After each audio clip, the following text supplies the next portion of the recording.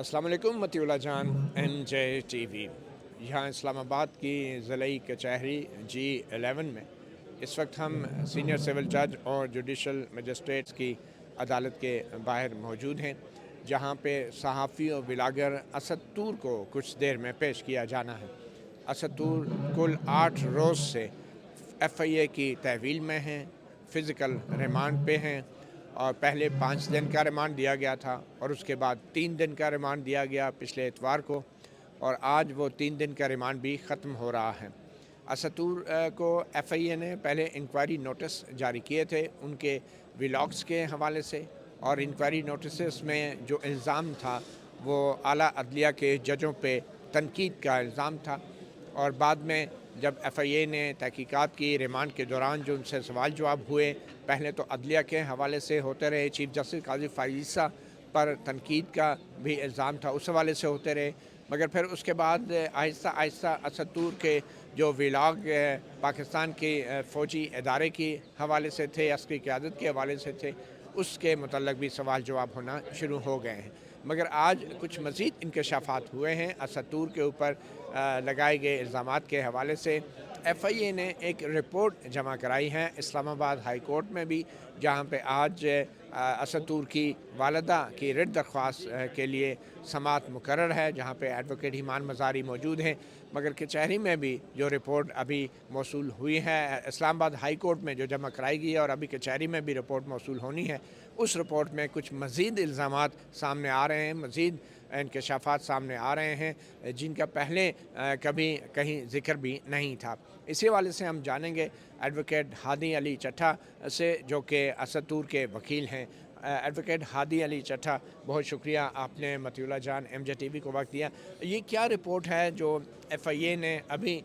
درج کروائی ہے، جمع کروائی ہے اسلام آباد ہائی کورٹ میں؟ اس میں کیا نئے الزامات اب اسد طور کے حوالے سے لگائے جا رہے ہیں؟ مودی صاحب، یہ ٹیکنیکل اسسٹنس رپورٹ ہے، اور یہ بیسکلی اس کانٹینٹ کو ریز اپ کرتی ہے جس کانٹینٹ کے اوپر یہ ساری کاگنیزنس لی گئی ہے بظاہر اللیجڈلی، اور یہ کانٹینٹ جو ہے وہ اس میں ساروں میں اگر آپ URLs دیکھیں ان ویڈیو کا اور ان کا متن دیکھیں جو کہ اس میں لسٹ ڈاؤن کیا گیا ہے، تو مین ایشو اسد سے انہیں اس وقت یہ ہے کہ اس نے اپنے ولاگ میں اس چیز کو اٹھایا جو کہ پورا ملک اٹھا رہا ہے، ہر شہری اٹھا رہا ہے، کہ الیکشن کی شفافیت کو اس نے جو ہے نا اٹھایا، اور الیکشن کی شفافیت تو فارم 45 کے اپلوڈ ہونے اور دوبارہ ڈاؤن لوڈ ہونے کے بعد آپ سب کے سامنے ہی ہے۔ اپلوڈ ہونے کے بعد تو اب غائب بھی ہو گئے اب ہیں وہ غائب بھی الیکشن، ہو یہ گئے ہیں کہا جا کیونکہ رہا ہے کہ ویب سائٹ بند کر دیا، وہ والا لنک ڈاؤن کر دیا الیکشن کمیشن جی نے۔ وہ کل اپلوڈ ہوا شام کو، اور دوبارہ جب مذاق اڑا لوگوں نے اس میں دیکھا کہ یہ تو 5ویں جماعت کا بچہ پینسل سے کاٹ کے اپنے نمبر بڑھاتا ہے، اس طرح سے کیا گیا تو وہ دوبارہ اتار لیا گیا، اور اسی میں اب اس میں اگر آپ دیکھیں تو اس میں جو چیزیں مینشن کی جا رہی ہیں وہ وہی باتیں ہیں جو ہم سب کرتے ہیں، اور آپ بھی بہتر جانتے ہیں مودی صاحب کہ ولاگز جو ہیں یہ اس کا پرسنل اوپینین ہے،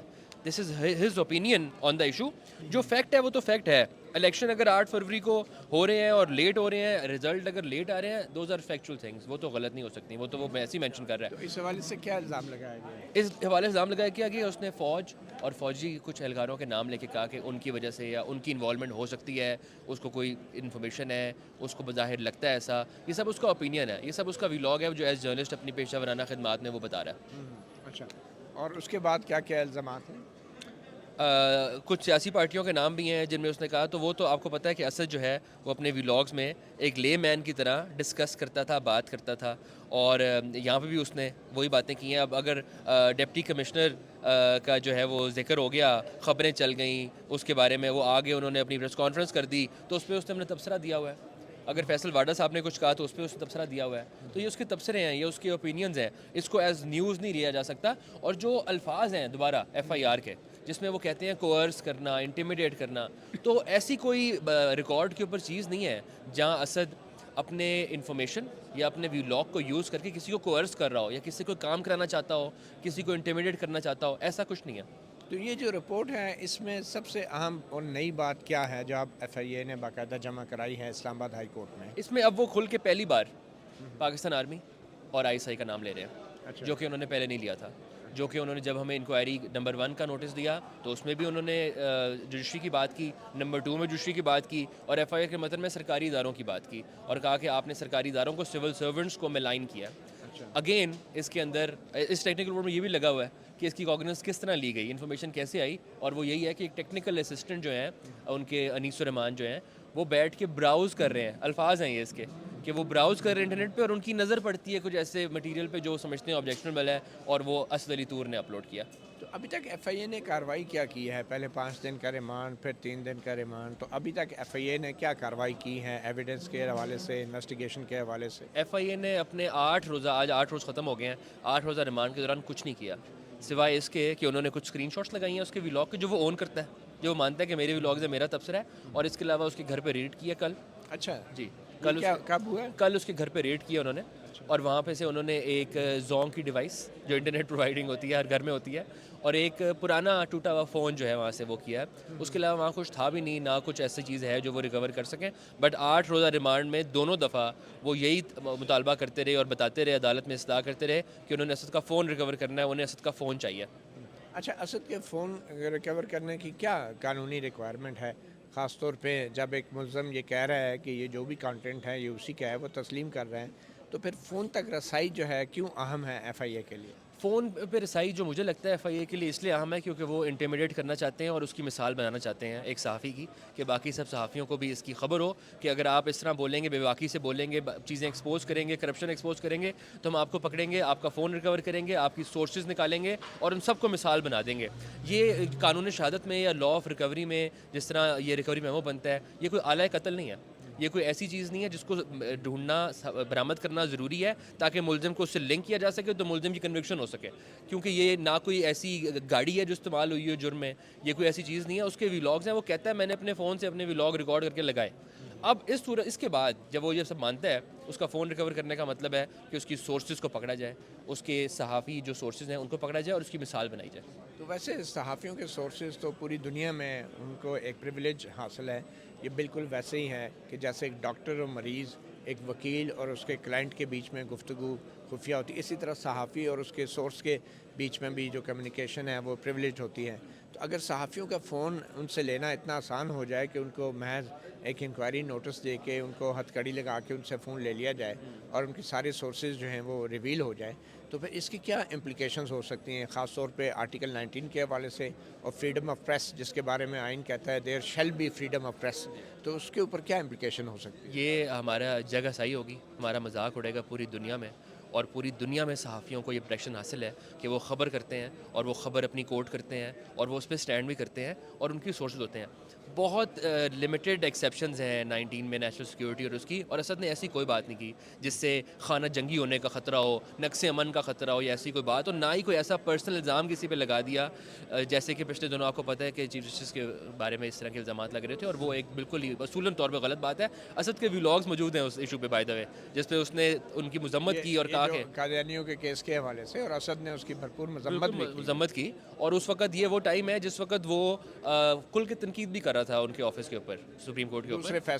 فیصلوں کے حوالے سے. مگر جب اس نے یہ دیکھا تو اس نے کھل کے سامنے آیا اور اس نے کہا کہ یہ غلط ہے، یہ رویہ غلط ہے، اس طرح کی باتیں مت کریں کسی کی جان کو خطرہ ہو جائے. تو اگر ہم یہ کریں گے، اگر ہم فون لینا شروع کریں گے تو ہم اس ملک میں پھر آپ سمجھیں کہ جرنلزم ختم ہو جائے گا. اچھا، آج جو ہے محمد شبیر کی عدالت کے باہر ہم کھڑے ہیں. پہلے ناظرین عباس صاحب میں بول گیا تھا شاید، محمد شبیر کی عدالت کے باہر ہم کھڑے ہیں، سول جج ہیں اور جوڈیشل مجسٹریٹ. تو آج کیا کارروائی ہونی ہے؟ کیا ایف آئی اے مزید ریمانڈ مانگے گی؟ اسد طور کو پیش کیا جائے گا؟ کیا ہوگا؟ بظاہر اسد طور کو پیش کرنا تو ضروری ہے ریمانڈ ہیئرنگ کے لیے یہاں پہ. بظاہر ایسا لگتا ہے کہ ایف آئی اے اہلکار جو ہیں، جو آئی او ہیں ان کے، وہ کچھ دن کا اور ریمانڈ مانگیں گے. مگر ایسی کوئی مثال نہیں ملتی کہ 8 روزہ ریمانڈ اور اس پرپس کے لیے اس کے بعد کوئی بھی عدالت اس کو ایکسٹینڈ کرے، کیونکہ اس کا پرپس نہیں بنتا، کوئی اور مقصد نہیں ہے. آج ہمارا کیس اور ڈسچارج کا ہے، ہم بحث کریں گے کہ کس طرح ہمارے ایف آئی آر کا متن آفینسز کے انگریڈینٹ سے میچ نہیں کرتا، and there is no offence at all جو میک آؤٹ ہو. ہم ڈسچارج کی بحث کریں گے، بٹ ایٹ موسٹ جو ہو سکتا ہے اس کو جوڈیشل کر دینا چاہیے اور وہاں سے ہم اس کی پوسٹرس بیل کرا سکیں. اچھا، تو اگر ایسا نہیں ہوتا، دوبارہ ریمانڈ ہو جاتا ہے، تو پھر کتنے دن کا ہو سکتا ہے اور اس کا کیا مطلب لیا جا سکتا ہے؟ 1 2 یا 3 دن کا ریمانڈ اور ہو سکتا ہے. مگر ایسا اگر ہوگا تو ہم اس کو اگلے فورم پہ چیلنج کریں گے، کیونکہ ایسی مثالیں موجود ہیں جہاں پہ ریمانڈ کے پروسیس کو ابیوز کیا گیا ہو اور غلط ریمانڈ اوارڈ کر دیا گیا ہو اور ملزم کو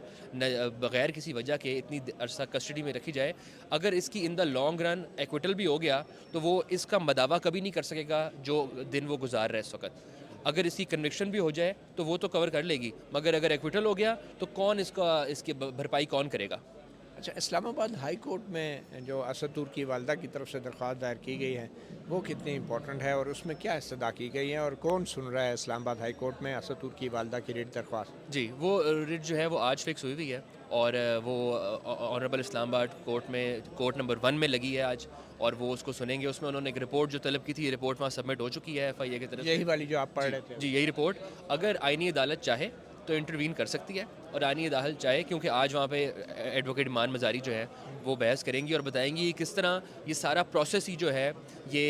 इलीगैलिटी पे बेस्ड है, starting from the inquiry to the FIR and now all of this and this report. उसकी बेसिस पे अगर अदालत चाहे तो उनको कॉश भी कर सकती है, ख़त्म कर सकती है, और सज़ा डिस्चार्ज भी हो सकता है। अच्छा, कल कोर कमांडर कॉन्फ्रेंस के बाद एक एलामिया जारी हुआ है, उसमें बड़ी सख्त ज़ुबान भी इस्तेमाल की गई है और एक किस्म की वार्निंग दी गई है